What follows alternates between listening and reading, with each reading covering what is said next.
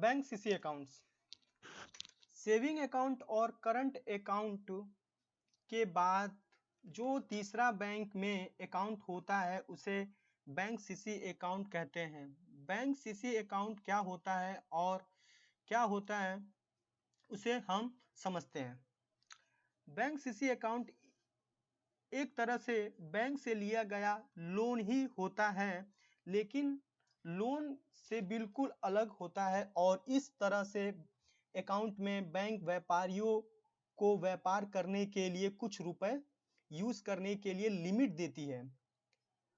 व्यापार की व्यापारिक, ठीक है, व्यापार की व्यापारिक स्थिति को ध्यान में देकर, यानी कि रखकर या देकर, स्थिति जो भी आपकी बिजनेस की है उसको देखकर, और वह लिमिट कुछ भी हो सकता है, ठीक है, कुछ भी हो सकती है उसका लिमिट, ठीक है, जैसे कि 2 लाख भी हो सकता है, 5 लाख होता है, 5 लाख, 10 लाख, 25 लाख, 30 लाख, जो भी आपका बैंक का जो भी आपके बिजनेस का स्थिति है, यानी कि जो ट्रांजेक्शन को मद्देनजर देखते हुए बनता है। हम यह मान लेते हैं कि एसबीआई ने एक व्यापारी को 5 लाख रुपए यूज करने की लिमिट दी है और उसका बैंक में सीसी अकाउंट है, ओपन कर दिया, ठीक है। यहाँ पे आपको दिख रहा होगा कि लिखा है क्या कि सीसी अकाउंट ओपन कर दिया। अब यहाँ पर व्यापारी जब तक उन 5 लाख रुपए को यूज नहीं करता है, ठीक है, यूज नहीं करता है, तब तक वह पैसे बैंक में ही रहते हैं, तब तक वो कहाँ रहते हैं, बैंक में ही रहते हैं। बैंक के पास में ही है तो बैंक के पास अगर है, समझ लीजिएगा यहाँ पर बैंक के पास ही है तो उसकी ना कोई किस्त होगी, ठीक है, ना उसका कोई किस्त होगा, ना कोई ब्याज होगा, ठीक है, ना कोई ब्याज लगेगा और ना ही बैंक हमसे कुछ मांगता है। सिंपल से आसान शब्द में अगर हम बात करें तो जो हमारा जो सीसी अकाउंट होता है यह एक तरह का लोन अकाउंट होता है, पर यह लोन से बिल्कुल हटकर है। जैसे कि मान लीजिए कि आपने बैंक से कुछ पैसे आपने उधार लिया है, बैंक से आपने क्या किया है, कुछ पैसे उधार लिया है, ठीक है, 1 लाख, 2 लाख, 5 लाख रुपए आपने क्या किया है, उधार लिया है, ठीक है, तो तब तक वो पैसा आपके बैंक में ही पड़ा होगा। जब तक आप उसे यूज नहीं करते हैं तब तक कोई भी किस्त या किसी भी प्रकार का ब्याज नहीं लगेगा और ना ही हमसे कोई बैंक 1 रुपए उसका मांगता है, ठीक है, यहां तक हमने क्लिक कर दिया।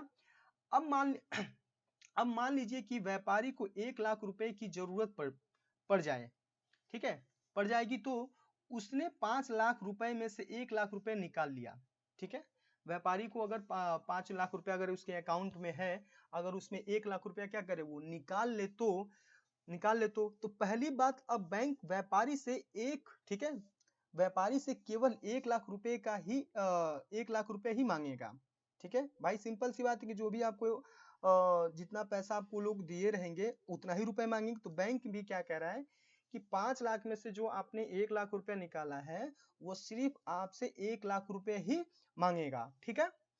दूसरी बात है कि 1 लाख रुपए की कोई भी फिक्स किस्त नहीं होगी, ठीक है, दूसरी बात है कि 1 लाख रुपए का कोई भी फिक्स किस्त नहीं होगा, मतलब नहीं होगी, और ना ही किस्त जमा करने की कोई तारीख होगी, ठीक है, ना उसका कोई फिक्स होगा आपका, मतलब कि किस्त ना कोई किस्त फिक्स होगा और ना ही कोई तारीख फिक्स होगा, ठीक है। तीसरी बात यह है कि 1 लाख रुपए जितने दिन सीसी अकाउंट से बाहर रहेंगे, ध्यान दीजिएगा कि तीसरी बात यह है कि 1 लाख रुपए जितने दिन सीसी अकाउंट से बाहर रहेंगे उतने दिन का केवल 1 लाख रुपए पर ब्याज लगेगा, वो 1 दिन हो या 10 दिन हो या 15 दिन हो या 50 दिन हो, ठीक है, वो जितने दिन आपके अकाउंट से वो 1 लाख रुपया बाहर होगा, ठीक है, उस पर ब्याज लगेगा, ठीक है। मतलब क्या है कि आपने 5 लाख में से ही आपने 1 लाख रुपया लिया है तो सिर्फ 1 लाख रुपए का ही ब्याज लगेगा जितने दिन वो 1 लाख रुपए आपके अकाउंट से बाहर रहेगा, ठीक है, छोटी बात, ठीक है। व्यापारी निकालने व्यापारी निकालने गए 1 लाख रुपए में से जब चाहे जितना चाहे रुपए बैंक से अकाउंट से निकाल सॉरी टू से जितना चाहे रुपए बैंक से में जमा कर सकता है या निकाल सकता है। ठीक है, जैसे कि मान लीजिए कि आपने 1 लाख रुपए लिया है, तो कोई जरूरी यह नहीं है कि आप 15 दिन बाद या 20 दिन बाद या 40 दिन बाद ही आप उसको जमा करेंगे। ठीक है, ऐसा नहीं। आपने आज 1 लाख रुपए निकाला और आप अपने रिक्वायरमेंट के अकॉर्डिंग उस पैसे का यूज करके और फिर से अगर आप कल अगर पैसा जमा कर देते हैं तो जितने दिन, ठीक है, जितने दिन ही अकाउंट से बाहर रहेगा पैसा उतने दिन ही आपका क्या करेगा, वो ब्याज लेगा। ठीक है, तो जितने दिन रखेंगे उतने दिन का यूज करेगा और उसमें कोई भी लिमिट नहीं है कि आप 1 लाख रुपए निकाले हैं तो 1 लाख रुपए ही जमा करेंगे। उसमें आप 20,000 जमा कर सकते हैं, 40,000 जमा कर सकते हैं, ठीक है, 50,000 जमा कर सकते हैं। इस तरह से किस्तों में भी अलग अलग अकाउंट किस्तों में भी आप जमा कर सकते हैं। यानी कि किस्त का मतलब ऐसा नहीं कि महीने में, नहीं, ऐसा नहीं। मतलब आपने आज 10,000 जमा कर दिया, 15,000 कल जमा कर दिया, 20,000, 25,000, ऐसे भी आप एक महीने में भी आप जमा कर सकते हैं, जिससे उसका 1 लाख रुपया जो हमने निकाला है वो फिर से उसके पास 1 लाख रुपए चला जाए। ठीक है, पंजी बात, व्यापारी ने 1 लाख में 50,000 रुपए जमा करवा दिए। मान लीजिए कि व्यापारी ने 1 लाख रुपया जो लिया था उसमें से 50,000 रुपया जमा कर दिया। तो ध्यान दीजिएगा कि अब केवल 50,000 रुपए ही ब्याज लगेगा। ध्यान दीजिएगा, अब उस पर सिर्फ 50,000 रुपए पे ही ब्याज लगेगा, ना कि 1 लाख पर। ठीक है, जैसे जैसे आप अकाउंट में पैसा जमा करेंगे, ठीक है, उसका वैल्यू क्या हो जाएगा, कम होता चला जाएगा। अब आपको 50,000 रुपए ही सिर्फ आपको ब्याज देना होगा, ना कि 1 लाख पर।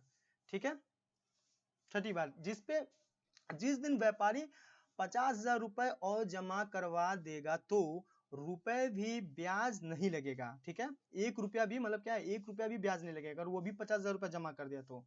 और ना ही बैंक अब से कुछ रुपए मांगेगी। अब बैंक भी आपसे 1 रुपया भी नहीं मांगेगा। बैंक भी आपसे 1 रुपया नहीं मांग, क्योंकि जितना आपने उसका पैसा लिया हुआ था आपने उसको क्या कर दिया, दे दिया।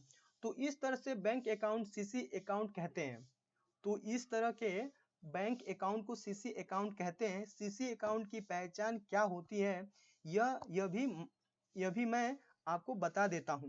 पहली बात, सीसी अकाउंट में जो पैसा होता है वह हमारा नहीं होता है। ये बात ध्यान दीजिए, जो भी सीसी अकाउंट में जो पैसा जमा होता है वह हमारा नहीं होता है और वह बैंक के द्वारा हमें दिया जाता है। बैंक के द्वारा हमें क्या किया जाता है, दिया जाता है। और सेविंग अकाउंट या करंट अकाउंट में जो पैसा होता है वो हमारा होता है। ठीक है, हमारा होता है, जो हम बैंक से जमा करवाते हैं, जो हम बैंक से क्या करते हैं, जमा करवाते हैं। ठीक है, अपने जो भी सीसी अकाउंट में, आपका जो भी सीसी अकाउंट है उसमें हम क्या करेंगे, हम जमा करवाएंगे, जिस भी बैंक में आपका होगा। बैंक के स्टेटमेंट को देखकर बैंक सीसी अकाउंट की पहचान की जा सकती है। वह कैसे, मैं आपको बता देता हूं। मान लीजिए कि एक आपको एसबीआई बैंक में करंट अकाउंट और एक सीसी अकाउंट है। करंट अकाउंट में आपका बैलेंस है 5,000। ठीक है, करंट अकाउंट में आपका बैलेंस है 5,000, उसमें 5,000 रुपए और जमा करवा दिए तो ध्यान, ठीक है, तो बैलेंस आपका कितना हो जाएगा, 10,000 रुपए हो जाएंगे। 10,000 रुपए हो जाएंगे, रुपए जमा कर दो। अब यहां पर जब सीसी अकाउंट को समझना होगा, लेकिन बैंक सीसी अकाउंट में इसके जस्ट अपोजिट होता है। ठीक है, क्या होता है, जस्ट अपोजिट होता है। जैसे कि सेविंग अकाउंट में आपका क्या था, आपका 5,000 रुपया था उसमें, तो अगर 5,000 रुपया और अगर जमा करते हैं तो वह वैल्यूएशन आपकी क्या हो जाती है, 10,000 रुपया हो जाता है। लेकिन इसका सेम एकदम अपोजिट होता है। ठीक है, लेकिन बैंक सीसी अकाउंट में इसी जस्ट अपोजिट होता है। ठीक है, अब हम पैसा निकालते हैं किससे, सीसी अकाउंट से। अब पैसा निकालते हैं तो बैलेंस बढ़ता है। क्या करता है, कर्ज बढ़ने लग जाता है। जैसे कि अगर मैं आपको अगर 10 रुपया 1,000 रुपया अगर मैं आपको दे दूं, मान लीजिए कि मैं आपको 5,000 रुपये दे दिया, तो आज आपने हमसे क्या ले लिया, 5,000 रुपये ले लिया, तो हमने बोला कि देखिए हमारे पास हमसे जितने दिन बाद दोगे, हर रोज तुमको 100 रुपये देना होगा। कितना? 100 रुपया आपको देना होगा। तो मान लीजिए कि 5,000 रुपया वो मुझसे लेकर गया, और हर जितने दिन का मतलब क्या हुआ, वो पैसा क्या होगा, अब बढ़ता जाएगा। ठीक है, 5,000 से 5,100 हो गया, 5,200 हो गया, 5,300 हो गया, 5,500 हो गया। इस तरह से आपका क्या हो जाएगा, ब्याज बढ़ता चला जाएगा। ठीक है, तो बढ़ता जाएगा। वो कैसे, आपको समझा देता हूं। ठीक है, एक बार समझा चुका हूं, फिर से समझा देता हूं, एक बार लिखित में समझा देता हूं आपको। मान लीजिए कि बैंक सीसी अकाउंट का बैलेंस बता रहा है 5,000 रुपए। इसका मतलब यह हुआ कि आपने 5,000 रुपए सीसी अकाउंट से यूज किए हुए हैं, जो आपको बैंक को वापस लौटाना है। और जैसे ही मैं बैंक सीसी अकाउंट में 5,000 रुपए जमा करवा दूंगा, तो बैलेंस आपका क्या हो जाएगा, जीरो हो जाएगा। सिंपल सी बात है कि जब आप किसी का उधार ले रहेंगे और उसका पैसा उसको आप दे देंगे, तो आपका अकाउंट क्या हो जाएगा, मतलब उसका जो भी जो कर्ज होगा उस क्या हो जाएगा, जीरो हो जाएगा। जैसे कि हमने आपको बता चुका था कि सीसी अकाउंट एक तरह का क्या होता है, व्यापारियों को कुछ रुपए दिया जाता है, उनको बिजनेस को मद्देनजर देखकर, उनको बिजनेस करने के लिए उधार दिया जाता है। ठीक है, तो जब उधार दिया जाता है तो उसमें से पैसा जब चाहे आप निकाल के खर्च कर सकते हैं, लेकिन आपको जल्द से जल्द आपको पैसा जमा भी करना होता है। ठीक है, नहीं तो ब्याज आपका बढ़ता चला जाएगा। करंट अकाउंट में जब 5,000 रुपए जमा करवाए तो मेरा बैलेंस 10,000 हो गया। किसमें? करंट अकाउंट में जब 5,000 रुपए जमा करवाए तो मेरा बैलेंस 10,000 हो गया, लेकिन जब सीसी अकाउंट में पैसा जमा करवाए तो बैलेंस जीरो हो गया। तो देखिए,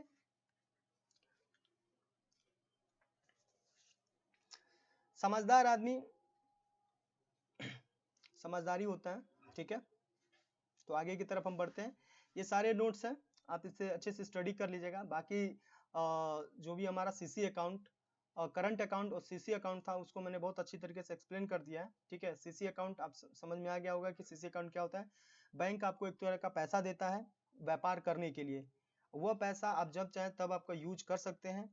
जैसे कि मान लीजिए कि अभी हमने आपको बताया था कि 5 लाख रुपया मिला और मैंने उसमें 1 लाख रुपया मैंने क्या किया, यूज कर दिया।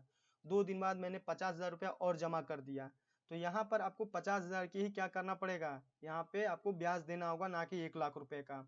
50,000 में से फिर आपने 30,000 जमा कर दिया, तो अब आपको सिर्फ 20,000 का ही ब्याज देना है। 20,000 में से फिर से आपने 10,000 जमा कर दिया, तो आपको 10,000 का ही ब्याज देना है। तो इस तरह से आपका क्या बना, सीसी अकाउंट हमारा हुआ। सीसी अकाउंट में लेजर कैसे बनते हैं? लेजर, यहाँ पे आपको दिख रहा होगा कि लेजर यानी कि एसबीआई अकाउंट है, और उसका मान लीजिए कि कोई सीसी अकाउंट का भी अकाउंट नंबर होता है। ग्रुप में देखेंगे, यह आपका अंडर ग्रुपिंग बनेगा बैंक ओडी अकाउंट। क्या बनेगा? Bank OD account. लायबिलिटी का मतलब उत्तरदायित्व। आपका उत्तरदायित्व बनता है कि जिसका भी आप पैसा लेते हैं उसको आप वापिस करें। ठीक है, तो आगे क्लास हम देखेंगे bank credit card. Bank credit card क्या होता है, ध्यान दीजिएगा कि बैंक क्रेडिट कार्ड, देखिए हमने बहुत आराम से हम आपको बता रहे हैं। ठीक है, बैंक क्रेडिट कार्ड भी बिल्कुल सीसी लिमिट की तरह ही होता है, और इसमें भी बैंक द्वारा पैसा यूज करने के लिए कुछ लिमिट दी जाती है। क्या दिया जाता है? कुछ लिमिट दिया जाता है। क्लियर है? दी जाती है, और लिमिट कुछ भी हो सकता है। लिमिट आपका क्या हो सकता है? कुछ भी हो सकता है। और क्रेडिट कार्ड की लिमिट सीसी अकाउंट से कम ही होता है। क्या होता है? सीसी अकाउंट से कम ही होता है। ठीक है, वो आपके सिविल स्कोर पे डिपेंड करता है। ठीक है, वो आपके क्या होता है? सिविल स्कोर पे डिपेंड करता है। तो सीसी अकाउंट से कम ही होता है। आई होप कि आप सभी जानते होंगे क्रेडिट कार्ड। आप सभी जानते हैं क्या होता है। जैसे एटीएम कार्ड होता है, एटीएम कार्ड में आप देखेंगे डेबिट कार्ड होता है। ठीक है, तो उसमें आप क्या करते हैं, सेविंग अकाउंट के लिए आप यूज करते हैं। किसके लिए? सेविंग अकाउंट के लिए यूज करते हैं। लेकिन क्रेडिट कार्ड भी एक तरह का बैंक के द्वारा कुछ लोन आपको प्रोवाइड किया जाता है कि आप कभी भी उसको आप यूज कर सकते हैं। ठीक है, तो देखते हैं यहाँ पे क्रेडिट कार्ड क्या होता है।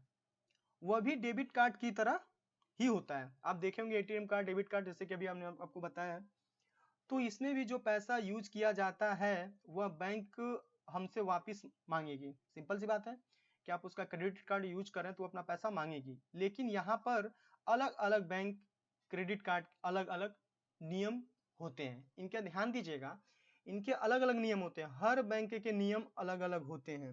ठीक है, हर बैंक के क्रेडिट कार्ड के अलग नियम होते हैं। किसी में ब्याज लगता है और किसी में नहीं लगता है। ध्यान दीजिएगा, किसी में ब्याज लगता है और किसी में नहीं लगता है। किसी में 56 दिनों में यानी कि 56 डेज में पैसा वापस करना पड़ता है। एक लिमिट, इनका नियम है। ठीक है, 56 दिनों में पैसा वापस करना पड़ता है। पैसा किस्तों में भी जमा कर सकते हैं, पैसा किस्तों में भी जमा कर सकते हैं, एक साथ भी जमा करवा सकते हैं। यह बैंक के अकॉर्डिंग अलग अलग नियम होते हैं but credit card CC limit की तरह ही होता है। अब यह होता है, अब मैं आपको बता देता हूं कि बैंक क्रेडिट कार्ड का लेजर कैसे बनाया जाता है। एक बार फिर से आपको आसान शब्द में हम आपको बता देते हैं।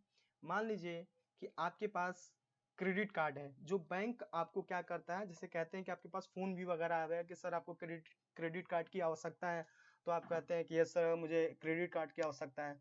तो वह क्रेडिट कार्ड आपके सिविल स्कोर को देखते हुए क्रेडिट कार्ड पे आपको जनरेट करके दिया जाता है। मान लीजिए 50,000 या 60,000 का आपको क्रेडिट कार्ड मिल गया या 1 लाख का क्रेडिट कार्ड मिल गया, तो आप उसमें ये कह रहा है कि जो भी पैसा आपने यूज किया है, ठीक है, आप जो भी पैसा आपने यूज किया है आपको वापस करना पड़ेगा। तो उसका कुछ नियम है, अलग अलग बैंक के क्या होते हैं, इसके नियम है। ये क्या कह रहा है क्या कि ब्याज भी लग सकता है, जो भी आप पैसा निकालेंगे उसमें ब्याज भी लग सकता है या ब्याज नहीं लग सकता है, या कुछ आपको ड्यूरेशन डेज दे देते हैं, जैसे कि 56 दिन या 90 दिन, ऐसा कुछ भी हो सकता है। 56 दिन आपको दे दिया कि 56 दिनों में वापस करना होगा, या आप उसे एक ही बार में आप जमा कर सकते हैं, या फिर ऐसा भी हो सकता है कि आप उसे किस्तों में जमा कर सकते हैं कि आज हमने आपको 10,000 दे दिया, 10 दिन बाद फिर 15,000 दे दिया, फिर 20,000 रुपया दे दिया, तो इस तरह आप किस्तों में भी जमा कर सकते हैं। तो आइए देखते हैं कि क्रेडिट कार्ड का जो लेजर है वो किस तरह से बनता है। यहाँ पर भी सेम आपका सीसी लिमिट की तरह ही होगा। ठीक है, लेजर जो है यहाँ पे आपको दिख रहा होगा, यहाँ पे आपको लेजर जो दिख रहा है, लेजर ने SBI credit card, SBI credit card में जो भी आपका क्रेडिट कार्ड अकाउंट नंबर है वो यहाँ पे शो कर रहा है।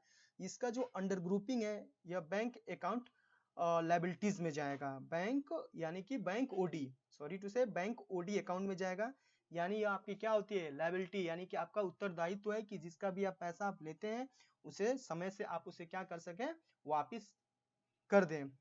नेक्स्ट क्लास में इसी तरह हम लोग अलग अलग अकाउंट भी हम देखेंगे। नेक्स्ट क्लास में हम देखेंगे कि बैंक आरडी अकाउंट क्या होता है और बैंक एफडी अकाउंट क्या करते हैं। Thank you so much.